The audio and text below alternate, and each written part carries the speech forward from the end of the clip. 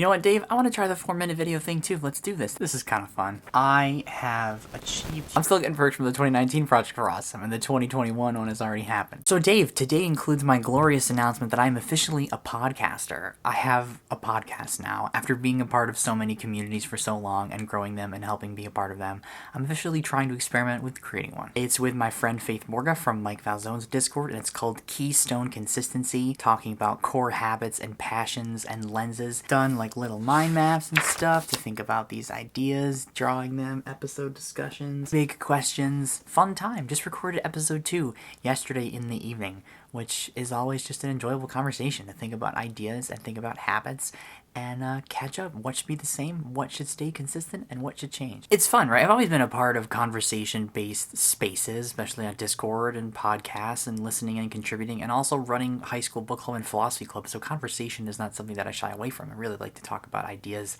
and see people and hear stories, and the sun is not consistent. Here it comes again. It's been fun, and if only my friends listen to it, and that's all the size it has, that's totally fine. Inconsistent sun is inconsistent. So the theme of our last episode was talking about taking a break and habits, and I thought that was timed really well with what you're doing with your experiment and your time off and the structure that you've created to keep yourself engaged and doing things like going outside instead of staying inside all doors. So I thought I would ask you regarding your experiment, because I guess you're seeing this when it's finished, because Monday is the next week.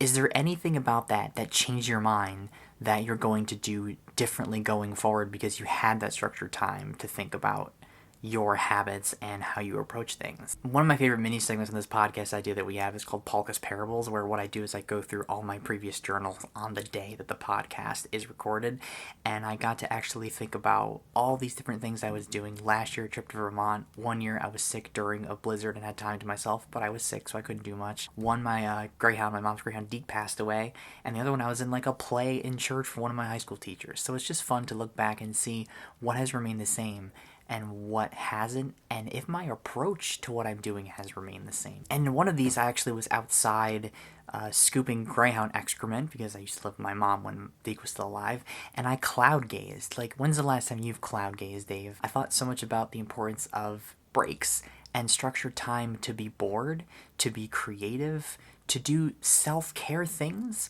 That's always really, really important. It's interesting to find out what's on the other side of boredom. There are habits that compound when they're done really well. So in addition to the community game time stream and Jackbox with servers and reading books and writing and journaling and cooking Home Chef, those are some of the things that are usual with me, but the podcast thing is definitely new with me, and I'm having a good time. The biggest break I had last year was my trip to Vermont with my dad and stepmom and hiking, and the break that happened, and that was the chapter marker before all the COVID stuff went down in my hometown here and all over the world. Well, technically more in the US because it was still happening other places. Breaks are important. That's what matters. Oh, look at this sun. Now the sun's back. I read Octavia Butler's Parable of the Sower last year, and one of the lines in that book I'll never forget is, "There is no end to what a living world will demand of you." Our attention and what we see in our time and energy are so precious because we get to choose how we get to spend them. So I'm going to go outside and maybe take a walk or something, because I think the sun is demanding that I go outside and take a break after doing this and all the other stuff that I'm up to. What a savory 4-minute time limit. I think this is a good idea. Look at the sun. The sun agrees. That's what matters to me today. Have a great day, and I'll see you on Thursday.